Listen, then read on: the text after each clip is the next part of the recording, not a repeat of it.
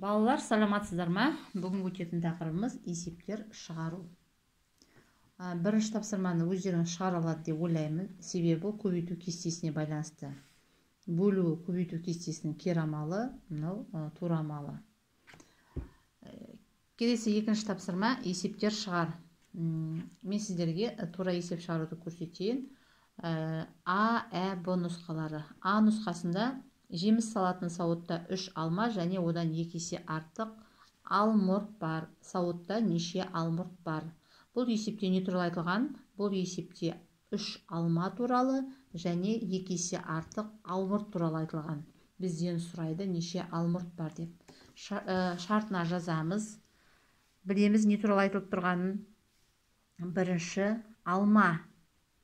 Алма нешеу? Алма 3. Ал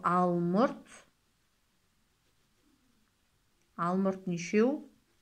Алмұрт 2 есе артық. 2 есе артық десе белгілі ма, белгісіз ба? Ұмытпаймыз, белгісіз. Алдына сұрақ белгісін саламыз. Қайсыдан 2 есе артық? Мына алмадан 2 есе артық. Есе артық десе қандай амал қолданамыз? Алдында саны бар неке. 2 есе артық десе біз көбейту амалын қолданамыз. Сонда біз нешені нешеге? Мына 3-ті 2-ге көбейтеміз. Шешуінде 3-ті 2-ге көбейтеміз. Сонда шығады 6. 3 2 6 немесе 3-ті өз-өзіне 2 рет қосамыз. 3 қосу 3 6 болады екен. Сонда жауабы бізден сұрап тұрғаны алмұрт. Сонда сауытта неше алмұрт бар екен? Сауытта 6 алмұрт бар екен. 6 алмұрт. Ары қарай Ә нұсқасы. Әлия жылыжайдан 12 сары және одан 2 есе кем қызыл қызанақ жинады. Әлия неше қызыл қызанақ жинады?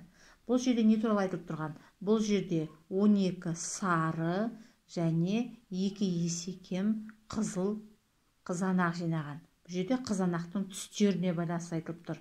Сондықтан бізге қызанақ түсі керек емес, бізге олардың түсі керек. Бірінші қандай түс? Шарты сары. Сары қызанақ нешеу?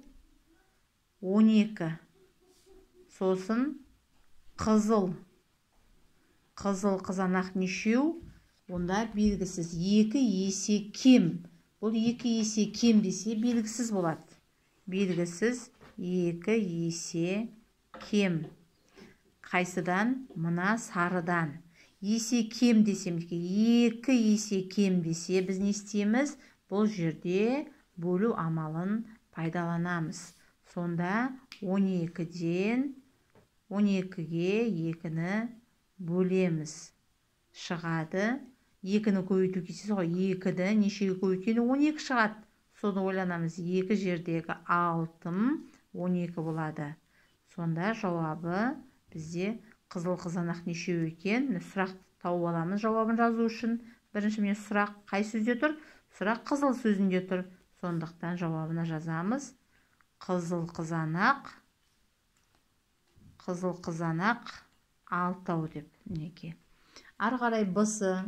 Әлияның атанасы дүкеннен 6 килограмм алма және 12 килограмм алмұрт сатып алды. Әлияның атанасы алмаға қарағанда алмұртты неше есе артық сатып алды?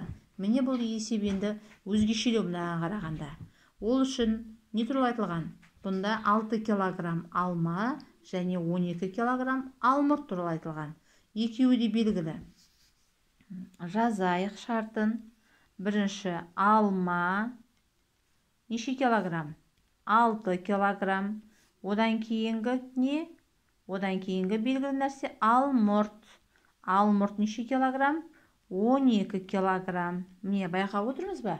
Екеуі де бірдей. Бірдей емес, белгілі. Екеуі де белгілі. Мысалы, жерде 2 есе кем, 2 есе артық деп белгісіз болып тұрды. Бұл жерде екеуі де белгілі. Енді сұрақты қалай қоямыз? Сұрақта Әлияның атанасы алмаға қарағанда алмұртты неше есе артық сатып алды? Олай болса біз бұл жерге стрелка жүргіземіз. Мынаған қарағанда неше деген сөз белгісіз, неше деген мағынаны білдіреді. Неше есе артық. Енді алдыңғы сабақтарда айтып жүрмін, белгісіз, алдында сан жоқ болса, егер есе артықтың не істейміз? Егер де алдында сан болған кезде, мына жерде 2 есе артық деп сан болған кезде біз көбейттік. Енді бұның алдында сан жоқ, белгісіз есе артық. Бұл жерде біз керісінше жұмыс жасаймыз. Бұл жерде артық десе де, есе артық десе де, есе кем десе де, біз бөлу амалын пайдаланамыз. Сонда қай санды қай санға бөлеміз? Үлкен санды кіші санға бөлеміз. 12-ні 6-ға бөлеміз. Сонда шығады 2, 6-ны 2-ге өткенде міне 12. Сонда сұрақ міне мұнда тұр. Неше есе артық? Неше есе артық болды? 2 есе жауабы артық. 2 есе артық. Не 2 есе артық болды? Алмұрт. Мына жерге алмұрт деп жазуға болады. Алмұрт 2 есе артық деп. Міне номер 2-ні осылай шығарамыз.